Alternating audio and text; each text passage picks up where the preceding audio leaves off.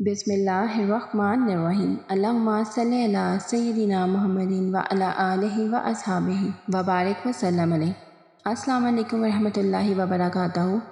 आज मैं आप लोगों को अपनी इस वीडियो में जायज़ हजात की कबूलियत का बहुत ही खूबसूरत और आसान वजीफ़ा बताऊंगी। आज के दौर में हर इंसान मुश्किलों और परेशानियों में घिरा हुआ है और उसको कुछ नज़र नहीं आता, और हमारे अमाल ऐसे हैं जो हमें परेशानियों की तरफ लेकर जाते हैं। हर बच्चा, हर बड़ा किसी न किसी तरीके से परेशान है और उनकी कोई ना कोई ख्वाहिश है।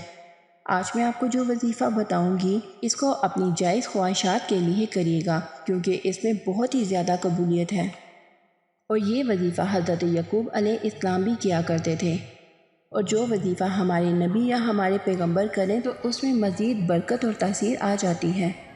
आपको कोई भी परेशानी हो, आपकी कोई भी जायज़ हाजत हो, कोई भी ज़रूरत हो, और आप दिन रात दुआएं कर रहे हैं और आप परेशान हैं कि आपकी वो दुआएं कबूल नहीं हो रही, तो आप इस अमल को ज़रूर करिएगा। लेकिन इस वजीफ़े को पढ़ने की शर्त ये है कि आपको 5 टाइम की नमाज़ पढ़नी पड़ेगी, क्योंकि ये वजीफ़ा हर 5 नमाज के बाद आपको करना है।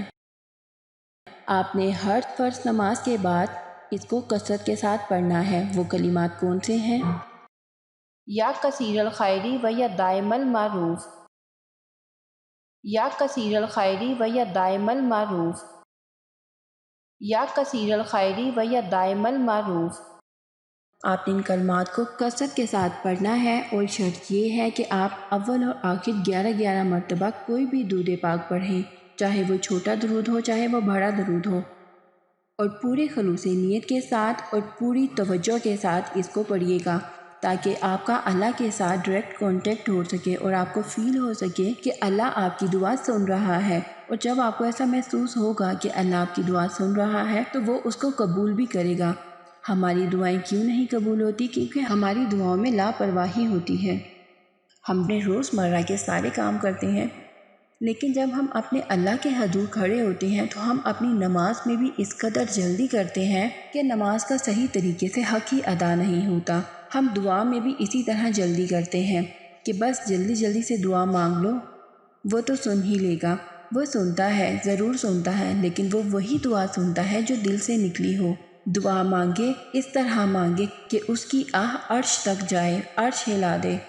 इसीलिए अपनी नमाज़ों और अपनी दुआओं दोनों में तहम्मुल और आजिज़ी लेकर आएँ। और हज़रत यकूब अलैहिस्सलाम भी इस वजीफ़े को बहुत ज़्यादा पढ़ा करते थे और हर नमाज के बाद पढ़ा करते थे। इसलिए आप उनकी निस्बत से भी ये वजीफ़ा पढ़ सकते हैं, क्योंकि निस्बतें इंसान को तार देती हैं।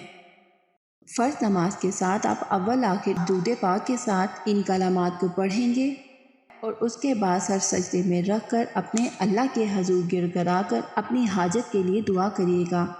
इंशाअल्लाह ताला मेरा ईमान है, मेरा यकीन है कि आपकी दुआ ज़रूर कबूल होगी। अल्लाह ताला हम सब की परेशानियां, हम सब की मुश्किलात को हल करे। आजकल के दौर में हर इंसान ही परेशान है। अल्लाह अपना रहम व करम हम सब पर फरमाए और हम सब के लिए ज़िंदगी में आगे आसानी पैदा करे। आप लोगों से इल्तिजा है कि जब भी दुआ के लिए हाथ उठाएं तो हम जैसे गुनाहगारों को भी अपनी दुआ में याद रखिएगा। क्या पता किसकी दुआ किसके हक़ में कबूल हो जाए। और मेरी इस वीडियो को सदका जारिया समझ के आगे शेयर करिएगा, क्योंकि इस दुनिया में हर इंसान किसी न किसी किस्म की परेशानी और मुश्किलात में घिरा पड़ा है। इसलिए क्या पता किसकी मुश्किल किसके ज़रिए हल हो जाए और कौन खुशहाल हो जाए।